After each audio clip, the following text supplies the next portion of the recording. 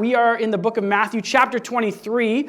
And just to kind of give you a little bit of a sense, if you haven't been with us for the last 3 years, what's been going on. Most recently, what's happened is Jesus has entered the city of Jerusalem during Passover. He's in the temple, and he's been having these ongoing arguments with the religious leaders, and in particular, a group called the Pharisees. And they've had a series of confrontations, and finally the Pharisees give up. Like, we can't beat this guy, and so we're going to go off and do our own thing. And Jesus starts to poke the bear a little bit, and he addresses all the crowds that are in the temple, and he starts critiquing the Pharisees. And so we started off talking about that last week, and we're going to finish off what is Jesus' last public address, which he uses to critique the religious people of his day and age. But before we dive into that, I want to just talk a little bit about a word, and the word is hypocrite. How many of you guys have heard the term hypocrite before? How many of you guys have heard the term hypocrite in regards to religious people before? Okay, a lot of us. Now, I think when we hear the term hypocrite, what we typically think of is someone who says one thing and does another, and that is true. But the word as it gets translated as hypocrite in the Bible is actually more nuanced than that. You see, the term hypocrite came from the theater. It came from the realm of the actor. A hypocrite was an actor, someone who played a role, pretended to be something that they were not. And so what Jesus is going to do today is he's going to address the religious leaders, and he's going to have 7 critiques for them. And each critique is going to be a way of him saying, this is a way that you have been acting. You've been playing a part that doesn't actually reflect who you are.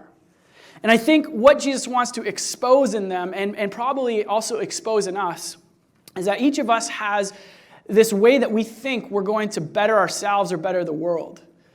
And in many ways, the problem is that the ways that we try and engage that is just acting. It's just acting. So if you have your Bibles, open them up to Matthew chapter 23, verse 13. And we're going to get started right away here. Jesus says this, "Woe to you, teachers of the law and Pharisees, you hypocrites! You shut the door of the kingdom of heaven in people's faces, and you yourselves do not enter, nor will you let those enter who are trying to." When you hear that word woe, it's not like a, whoa! That's like a, okay, hold up, stop. Something's going on here that should not be going on here. Jesus is going to use this term woe 7 times, and each time he wants to get in at these Pharisees and say, hey, guys, you need to hold up here and stop and actually evaluate what you're doing. Evaluate what's going on in your heart. Now, I recognize that if you're here today, in this building, you probably know about Jesus. And probably most of us have a real relationship with Jesus. At least I hope that's the case. And so we have to recognize that Jesus is addressing a particular group of people at a particular time who don't know him in that same way, who haven't surrendered their lives to him. And so there's going to be aspects of what he says here that is really just to them, but there's also going to be principles that we can kind of look at and ask ourselves, what is he trying to say to us? So of course, if you asked someone in this room, hey, are you trying to block people from entering the kingdom of heaven? Probably all of us would say no. And the Pharisees were. The Pharisees were actively trying to stop people from entering the kingdom of heaven. Now, you're probably asking yourself, what does that even mean? What does it mean that they're trying to stop people from entering the kingdom of heaven? In John chapter 14, verse 6, Jesus says, I am the way, the truth, and the life. No one comes to the Father except through me.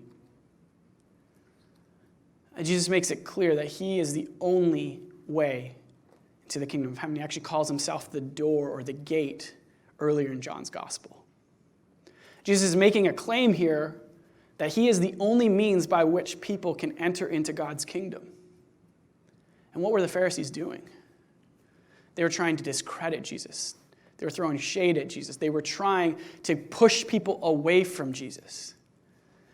The only way that people could come into God's kingdom was through Jesus, and they were actively stopping people or trying to get in the way of people doing that. And they themselves were not accepting Jesus either. Now, again, I would be dishonest if I didn't say that, I think most of us probably aren't actively trying to do that. Probably most of us, at least in our heads, are actively trying to see people come in to know Jesus. And we would acknowledge, yes, we agree that Jesus is the only way. But here's the reality. The reality is that in the way that we live out our lives, it's easy for us to actually point people to other things than Jesus. I remember hearing a story from a pastor friend. He was speaking at a conference, and a woman came up to him after, and he was talking about mission, sharing about Jesus with other people. And a woman came up to him after, and she said, hey, I have this really cool story. I've been really active in my neighborhood, and I've been just caring for people and meeting their needs. And he's like, oh, that's really cool. And she said, yeah. And then they come up and they ask me, why are you doing this? And she said, I tell him I'm just being a good neighbor. I'm just being neighborly. And that pastor said, that's actually not helpful.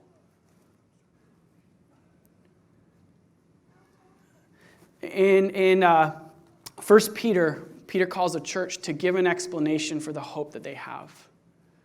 Here at West Village, we call it living life that demands a gospel explanation. What that means is we live a life that can only be explained by Jesus' work in and through us. This woman wasn't just being neighborly. She was pursuing people sacrificially because she had been pursued sacrificially by Jesus, and that's the answer she needed to give. But the answer that she gave actually told people, you can be just like me. You don't need Jesus. You just need to be neighborly. And sometimes we're guilty of giving people good advice versus good news.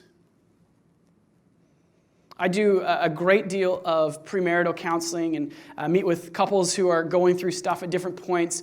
And it's so easy for me to go and say, hey, this is what's worked for me. And don't get me wrong, I'm not saying you shouldn't share good advice with people. But we, as Christians, have the Holy Spirit at work in us, and that is the only thing that is transforming our lives.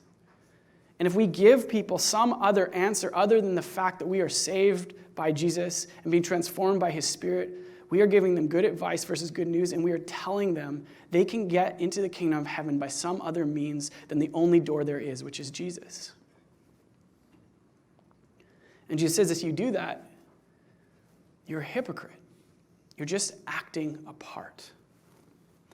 He goes on in verse 15 and says, woe to you, teachers of the law, and you Pharisees, you hypocrites!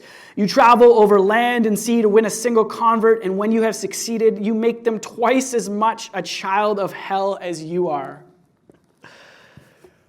Oh gosh. This is your first time? Yeah, we're talking about hell today. Welcome to West Village. One of the reasons that we preach through books of the Bible verse by verse is because you get to those uncomfortable portions and you can't avoid them.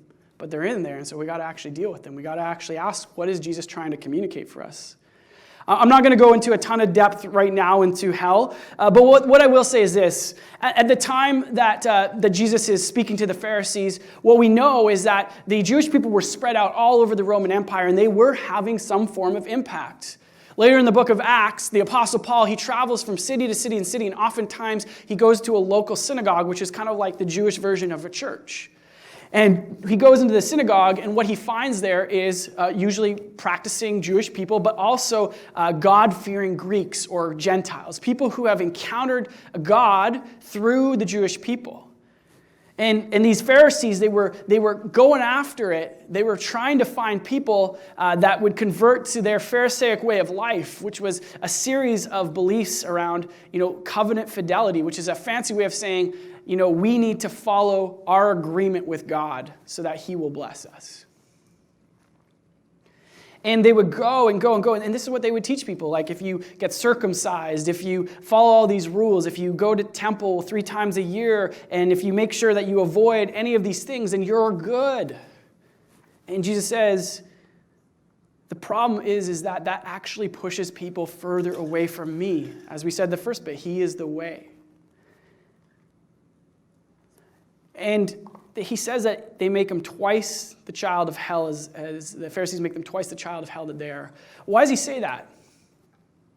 Have you ever taught someone something for the first time? Ever had like an apprentice, even a kid? You have your kid? I have a 2.5-year-old. She was at the front earlier with us. And her name's Isla. She's super cute. And she's very tenaciously about the rules when she internalizes them. When she doesn't internalize them, not so much. But when she internalizes them, she is zealous about the rules. The other day, we've been trying to teach her like not to spit because her little brother is like 10 months and he spits while he's eating. We're like, okay, we need to be good examples to show him that that's not what we do. Typical parent stuff. And then, if he's spitting, we're trying to like play with him and we do it back, she'll come up to us and be like, Daddy, don't spit. It's rude. She's zealous for the rules. Twice the child of hell. But here's the reality. When someone gets something and they internalize and they get excited about it, they become all about that thing. And if that thing is actually pushing them further away from Jesus, they're going to be twice as far. Now, again, I recognize that most of us aren't, none of us are literal Pharisees, and probably most of us have a real relationship with Jesus, but there are ways that we can do this. There are ways that we can move from authenticity into acting. What can happen is we can get more excited about things like our theology and our ideology than we are about people actually encountering the real Jesus. When I was pastoring in Edmonton, I met this girl, and she was sold out on Reformed theology, and she knew all like the heavy hitters, and she listened to them regularly. She could quote stuff at you, and she was like zealous about this stuff. I want to just let you know, I think theology is really, really important. If you've been part of our church for any amount of time, you know that we care a lot about what you believe and that it's correct. But the problem is that theology in and of itself has no ability to change and transform you without an actual relationship with Jesus, who is the way. And so this girl, she had all this head knowledge, and she got it from her boyfriend, who was also really big into theology. And they eventually broke up. And I watched as her life slowly moved further and further and further and further away from Jesus. Why was that? It was because she got converted to Reformed theology. She didn't get converted to Jesus. She didn't really know the way.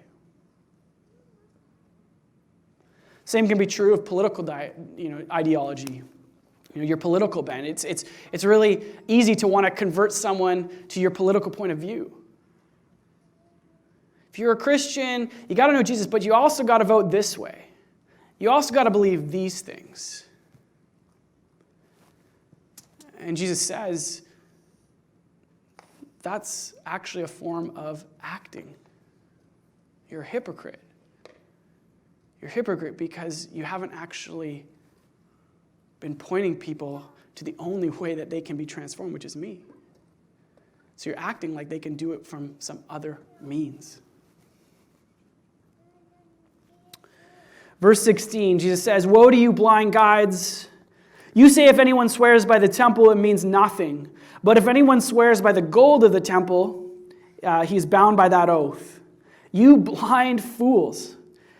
Just as a side note, I mean, if you're sitting here listening to Jesus like call you names like, "You blind fools, you hypocrites," he's going to go on to call them like blind guides. He's going to say their hearts are like wicked. I mean, just imagine sitting in this room and Jesus lambasting you like this. This has got to be a little uncomfortable. "You blind fools, which is greater, the gold or the temple that makes the gold sacred? You also say, if anyone swears by the altar, it means nothing. But anyone who swears by the gift on the altar is bound by that oath. You blind men, which is greater, the gift or the altar that makes the gift sacred? Therefore, anyone who swears by the altar swears by it and by everything on it. And anyone who swears by the temple swears by it and the one who dwells in it. And anyone who swears by heaven swears by God's throne and by the one who sits on it. I recognize this is a very convoluted and packed paragraph. Jesus is really getting at one thing in particular. What's happened is the Pharisees have created this system by which you don't have to keep your word if you swear on what they think has lesser value. So, the temple exists, the altar exists, but what's the really important thing? It's the gold that's in the temple, or it's the sacrifice that's on the altar. And Jesus says, what? Like, do you not see what's going on here? You're creating this hierarchy by which you can live a life that is actually contrary to the life that God's called you to. You're sitting here trying to figure out, what's the bare minimum I have to do to follow the rules? Does that sound like someone whose heart is oriented towards, submission to God? No. Jesus says, this is ludicrous. All of this stuff, it's all from God. So anytime you break your word, you're violating God's character. You're just acting.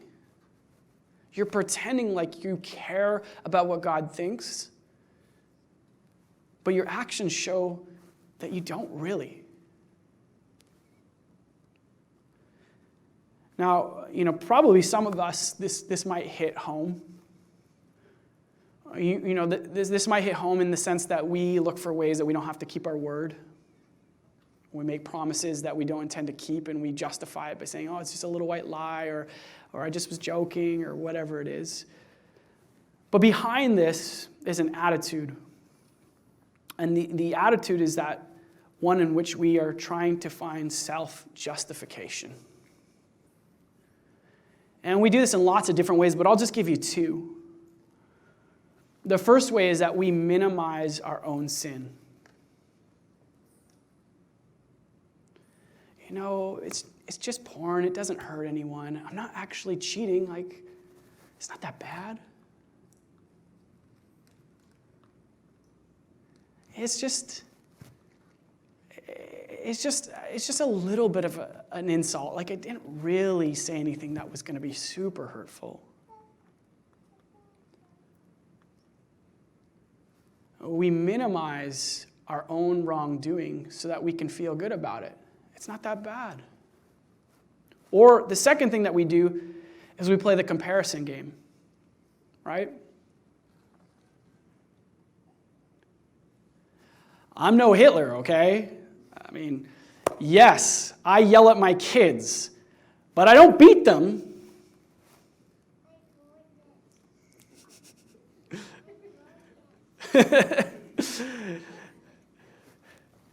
Those are extreme examples, but we do this all the time, right? We look at the things that we do and we justify, or we compare, and that's a way to make ourselves feel good. We're doing what the Pharisees are doing, and Jesus is saying that's completely showing that your heart is completely different than what you're trying to portray from your actions, because your heart isn't actually oriented around following God, submitting to Jesus.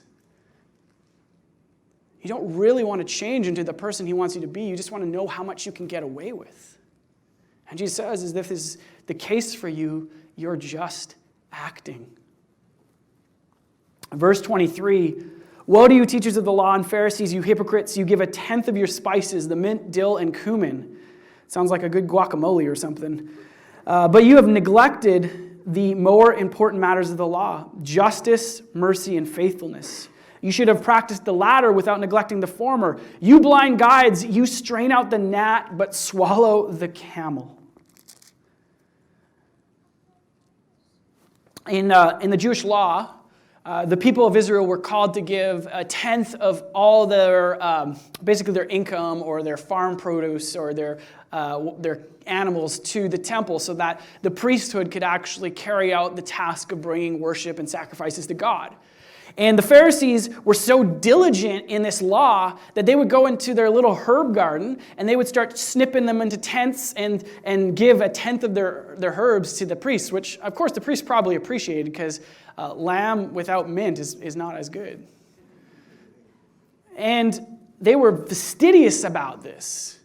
We're going to get into this. And yet, Jesus is saying, guys, you care about these little things, but you're neglecting the actual important things. The things that actually change people's lives. And he uses this illustration. He says, you're like the person who tries to strain out a gnat while you're eating a camel. Both items were considered unclean in the Jewish purity laws. You weren't supposed to eat gnats and you weren't supposed to eat camels.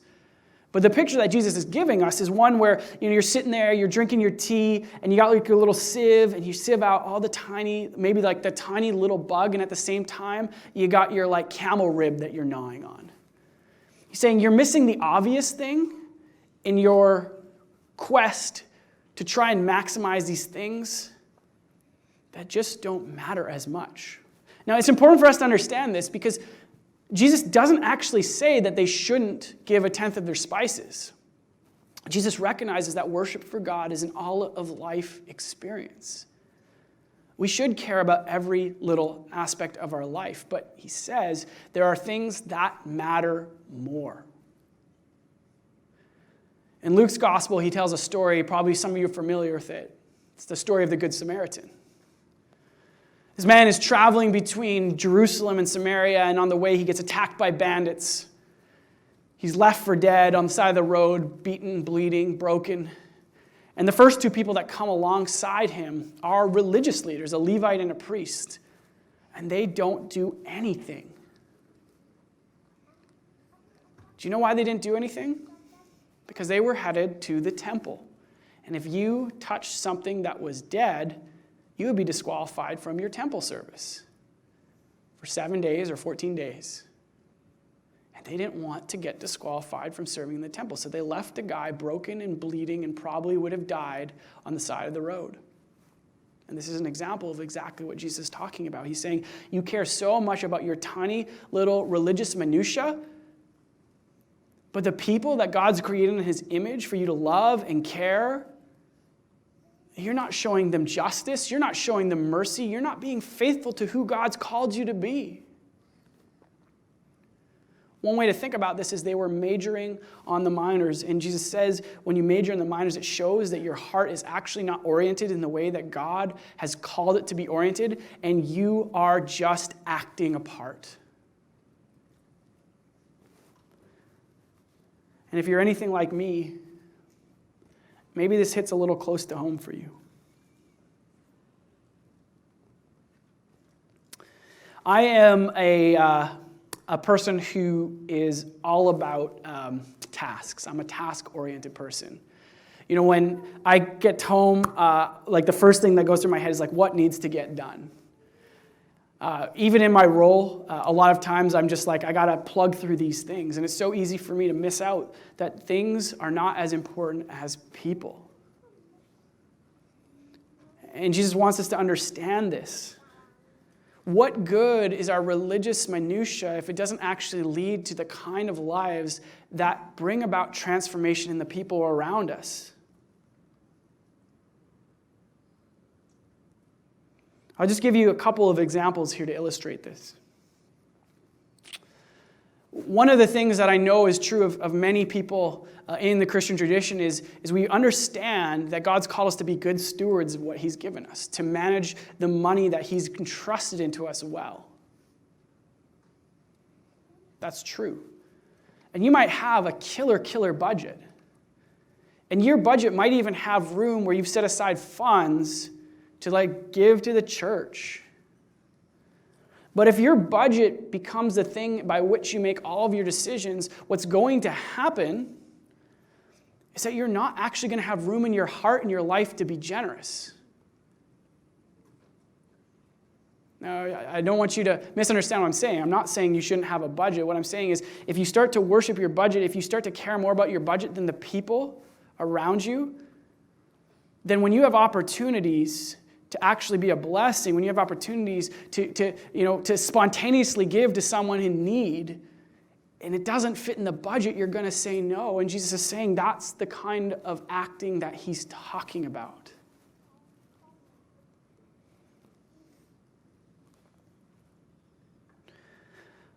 There's a second example I'll use. There's lots of different, really important things that we encourage people to do in our church family. Study the Bible. Take time to pray. But if you fixate all your time on activities that center yourself on those things and it doesn't actually lead to fruit in relationships with other people who don't yet know Jesus, then I think we've missed the point. If your time is so taken up by Bible studies and you have no person in your life who doesn't yet know Jesus, who you're actively giving a picture of what he's like in the way that you love, care, and pursue them, Jesus says, "Woe, you hypocrite. You're just acting." For the sake of time, I'm going to combine the next two woes. Jesus says in verse 25, "What are you, teachers of the law and Pharisees, you hypocrites? You clean the outside of the cup and the dish, but inside they are full of greed and self-indulgence. Blind Pharisee, first clean the inside of the cup and the dish, and then the outside will also be clean. Woe to you, teachers of the law and Pharisees, you hypocrites! You are like whitewashed tombs, which look beautiful on the outside, but on the inside are full of the bones of the dead and everything unclean. In the same way, on the outside you appear to people as righteous, but on the inside you are full of hypocrisy and wickedness." Jesus is describing two different practices of outward kind of fidelity to God. So on one hand, the Pharisees were very, very, very intentional about cleaning things. They would clean their hands. They would clean their dishes as a way of following the ceremonial law. And at the same time, there was this law that said you couldn't, we talked about this, right? Good Samaritan, like you're not supposed to touch dead things. And so when people were coming up to Jerusalem for things like Passover, they would go out to the countryside and make sure if there was any tombstones out there, any graves, that they got this like lime coating so that it would mark it so that people knew, don't step on here or you're going to be unclean and you can't come into the temple. And it made these things look pretty. But Jesus looks at both of these things and he says, what you're doing, they're just examples of your outward focus. And you do it so that other people look at you and think, "Oh, you're doing a great job, man. You're killing it. You're so righteous." But look at the inside of your lives. Look what they're like. He uses the terms in verse 25. He says, "You clean the outside of the cup and the dish, but inside you are full of greed and self-indulgence." You see, the Pharisees, they were righteous up to a point, but the point stopped when it became an inconvenience or an uncomfortability. Why? Because they were self-indulgent. They were really not in it for God, they were in it for themselves. And as soon as it stopped making sense for them, it was the time to stop. And I think probably, if all of us are being honest, we have those moments. And in essence, what they were doing was virtue signaling. They were virtue signaling. They were saying, "Hey, look at me. Look at the things that I'm doing. Aren't I a good person?" And yet it wasn't actually reflective of their lives. And we do this. We do this all the time. We put our hashtags and our Facebook filters on. One of the most recent kind of come-to-light tragedies is the finding of mass graves in our country from residential schools.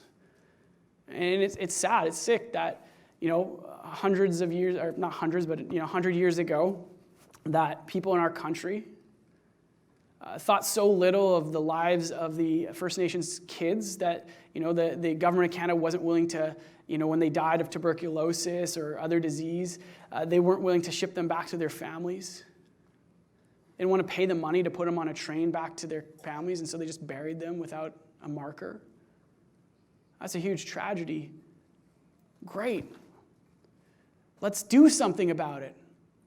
How about a little Facebook sticker that says, remember the children? Why do we do that? It makes no tangible difference.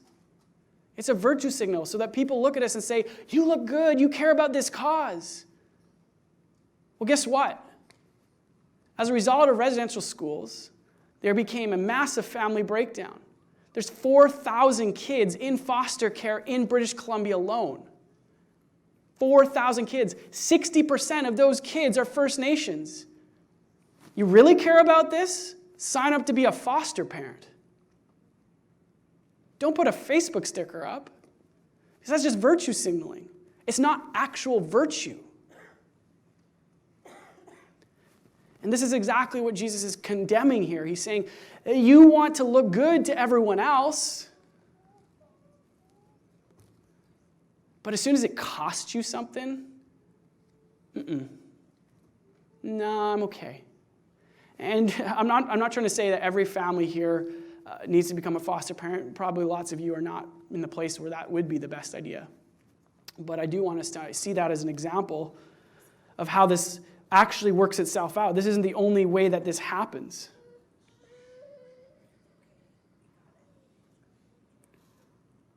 We do this when we care more about our religious activities, our showing up to a gathering, or a community group, or a DNA group. And yet it doesn't actually reflect the heart change that's going on in the way that we treat our spouses, in the way that we treat our kids, in the way that we treat our neighbors, in the way that we pursue our coworkers. And Jesus says, woe to you, you hypocrites. You're just acting. Finally, verse 29, Jesus says this, woe to you, teachers of the law and Pharisees, you hypocrites. You build tombs for the prophets and decorate the graves of the righteous, and you say, if you have lived in the days of your ancestors, we would not have taken part with them in the shedding of the blood of the prophets. So you testify against yourselves that you are the descendants of those who murdered the prophets.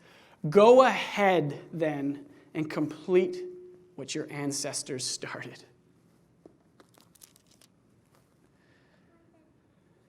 The Pharisees were big on making these statues to commemorate the prophets who had been slaughtered by the faithless people of Israel as a way for them to say, we're not like those people of the past. And Jesus, ironically, is pointing out the fact that right at this moment, the Pharisees are getting together with the rest of the religious leadership to plan to put him to death, revealing that they are just the same. Sometimes you and I have this picture in our head that we're somehow better than those terrible people who lived in the past. Man, you know what they used to do back there? There was like a patriarchy, and husbands used to abuse their kids and their wives. Or we're not like those people in other countries. And we have this pride that makes us think so highly of ourselves, like we're advanced, we've progressed, we're so much better. But we're not. By God's grace, his common grace to us, he holds back the worst parts of humanity in societies. But that doesn't stay consistent. There are times and epochs where aspects of our sin life were considered okay, and we engage in those things. And they're not considered okay now, but others are, and so we engage in those things. You think you don't hit your spouse or your kids because you're a better person. Have you ever looked at your spouse or your kids and been so angry that you know you could hit them? I love my wife very much. Don't worry, this isn't going to get weird, I don't think. I love my wife very much. And one of the things I love about her is she is very honest. And every once in a while, we get into an argument and we're just butting heads. And she looks me in the eye and she says, I want to punch you in the face so hard right now. Let me tell you, if we lived in a society where it was justifiable for her to punch me in the face, I'd be showing up on Sunday mornings with bruises often. Why are we restrained now? Because we know that we'll get in trouble. But if we didn't get in trouble, what would we do? Oftentimes, we know in our heart of hearts that we would act in ways that aren't healthy. You can look back at historical examples of terrible things. I think of the Spartans who used to take their children that they didn't want and cast them down on the rocks below. I read recently that, I think it was in the Atlantic, that we're on the verge of eliminating Down syndrome. Did you know that? On the verge of eliminating Down syndrome. How does that happen? Because they do a screening test when you're pregnant, and if they find out that you have any markers of a chromosomal disorder, what are they going to do? You know what they're going to do. The same thing that the Spartans did with the babies they didn't want. But we're progressed. We're so much better. No, we're not.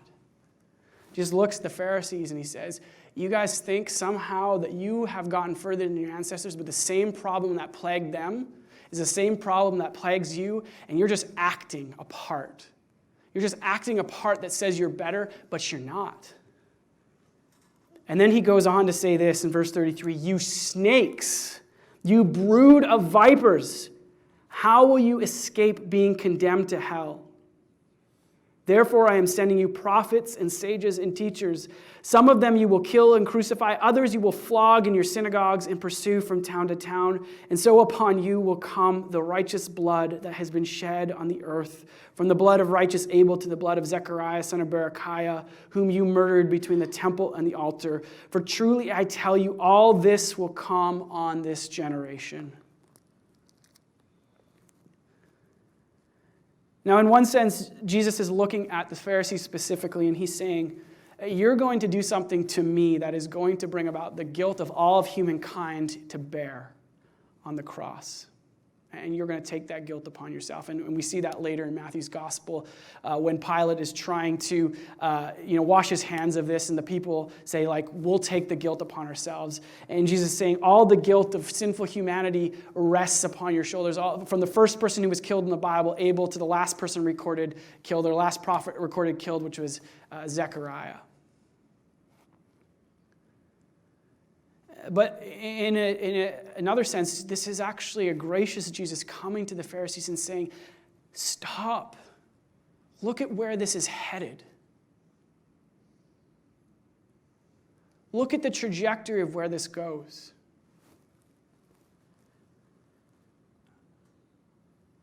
You will not escape from being condemned to hell. Hell is a really uncomfortable subject for a lot of us.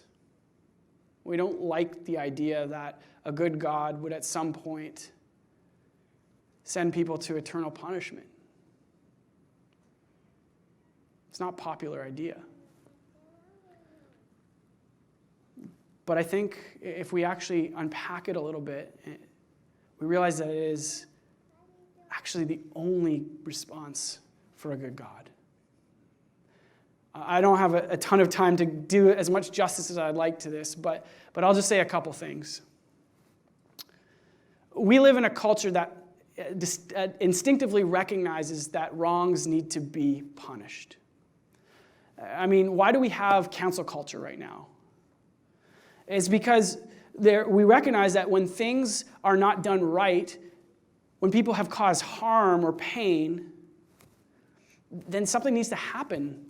Something needs to be done about it. I'll be honest, I think it's gotten way out of control, and there's this whole idea of like who even gets to decide what that is. But the reality is that we recognize that justice is a fundamental thing that needs to happen to make wrong things right. The problem is that we really don't like the idea of ourselves being held to a standard of justice. So I can look around at all of you, and if I get to know you a little bit, I can pick out all the things that are not right in your life and all the things that you're not doing, and you can probably do the same to me. And I can look and say, oh, that needs to be corrected, that needs to be changed, that needs to be paid for. But I'm doing okay. I don't really want that to happen to me. And hell is an affront to that. Because Jesus says, look at the trajectory. Look at the trajectory of your acting. At a certain point, you're all faking. We're all faking. And there's going to come a day when God says, I'm done. I'm done with the evil. I'm done with the suffering. I'm done with the pain. No more.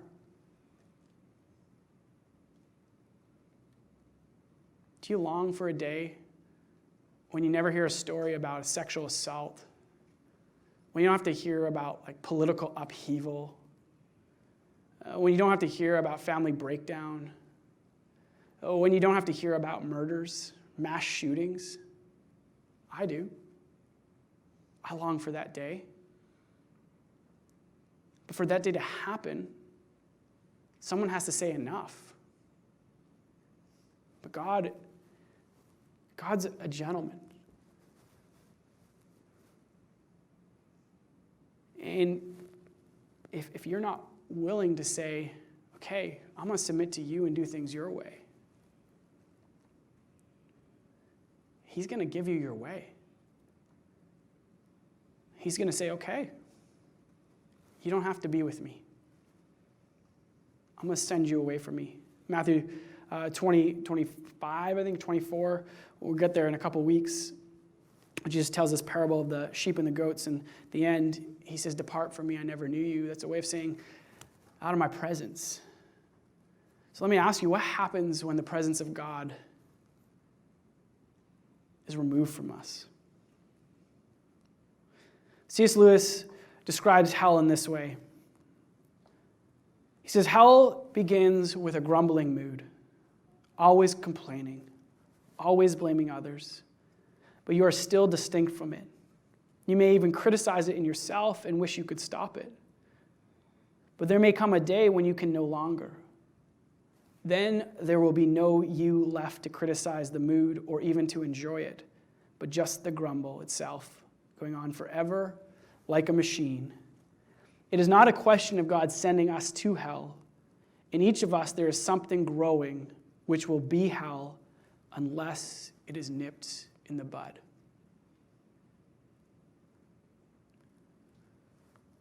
When we act, the problem is that there's actually not a heart transformation. So those things in us, the wickedness, the greed, the self-indulgence, whatever those things are, they eventually work their way into everything that we try and touch. It's interesting if you ever do interviews with people who are in countries of great violence. What you start to realize is there's a cycle that repeats itself over and over again. Someone comes to power, they become an oppressor, they oppress a people group. That people group later comes to power, they become the oppressor. And the cycle continues over and over and over again. And what Jesus wants us to understand here is that no one of us is innocent because all of us at different times are just trying to pretend that we're righteous when we're not. And the end result of this, he says, is there going to come a day when God says, do you want me? Do you actually want me? And if we say no, he's going to say, okay. But you don't get to keep messing up my world. The term that Jesus uses here for hell is actually a word called, the word Gehenna. Gehenna was this garbage dump that was outside of the city of Jerusalem that became symbolic of kind of God's judgment. And the garbage dump, they would throw dead bodies and all their garbage and they burned it up. And so it would disintegrate and worms would come and eat the flesh off of the dead bodies and the animals and people who didn't have families and things like that. And these are images that Jesus uses for this slow disintegration, the breakdown of people into their worst kind of parts. And this is exactly what C.S. Lewis is getting at. Imagine a life where everything good has been stripped away because that all comes from God. It's like a grumbling mood, and all that's left is the grumble. Imagine your selfishness, your anger, your anxiety, and that's all there is.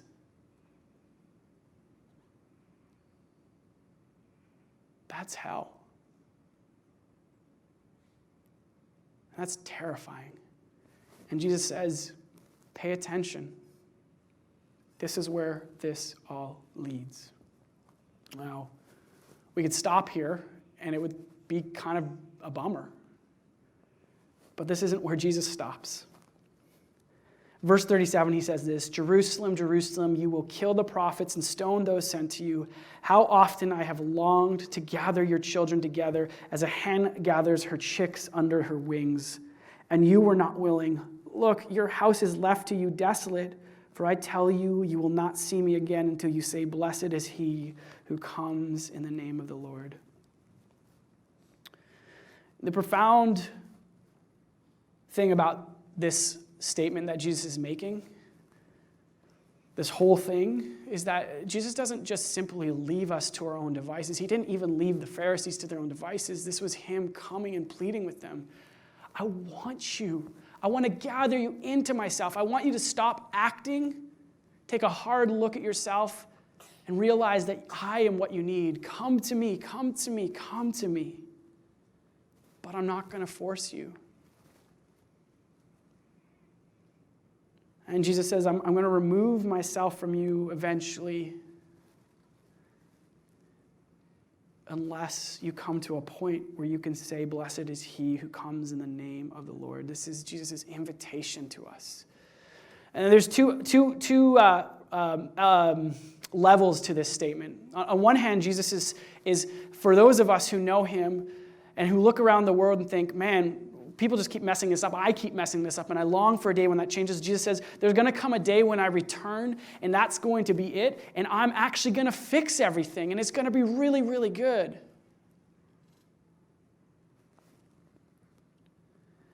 There's going to come a day when every tongue confesses that Jesus Christ is Lord, and every knee bows to him.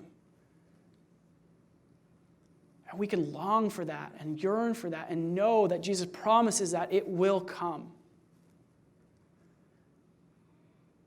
But there's also an invitation on a personal level. Jesus says, for I tell you, you will not see me again until you say, blessed is he who comes in the name of the Lord. This is an invitation for us. And the invitation is to take an actual hard look at our lives. You know, the opposite of acting is authenticity. Of actually taking a really hard look at who we are and acknowledging our need. And this is what Jesus invites us to. He says, take a hard look at your life and recognize those spaces where you're acting. And then come and find the one who can actually make a difference, which is me. And submit yourself to me. Blessed is he who comes in the name of the Lord. That's a declaration that we're invited to give, an act of submission, an act of saying, I can't do this. I need someone else who can do it for me. And isn't that what Jesus did? Jesus is the door into the kingdom of heaven. Jesus is the one who left heaven to pursue the lost sheep. He didn't make him twice a son of hell. He invited him to be a child of God. Jesus is the one who is the same inside and out. Jesus is the one who broke the cycle from Adam all the way to Jesus. He's the new Adam, the one who doesn't carry on the dark, destructive ways of his past ancestors. Jesus is the one who actually embodies an all-of-life submission to God. He doesn't have to major on the minors. He does everything in tune with the Father. Jesus lived the life that you and I needed to live but could not and only pretend to. And yet the death that we deserve, the condemnation that we deserve, he took upon himself at the cross, and he invites us now to come to him and allow him to expose who we really are so that he can change us and make us into the true humans he wants us to be. So how do we do that?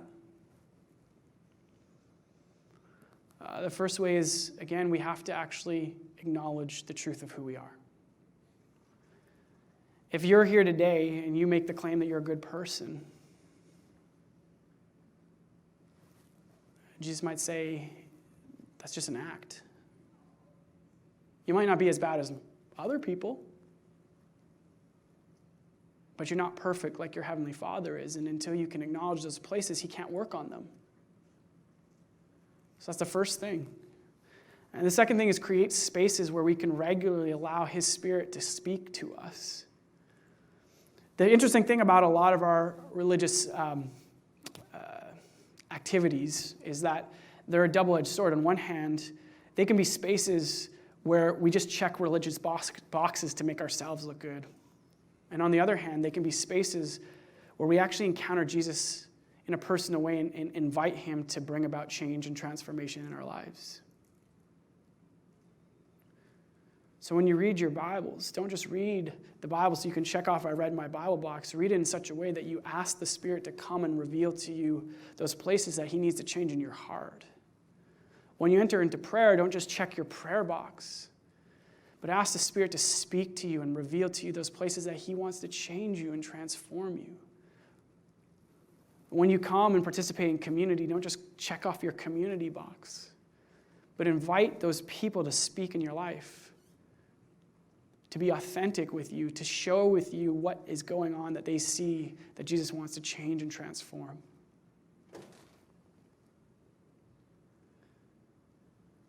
And remember that we can't actually live this authentic life unless we first come and recognize that we actually need Jesus.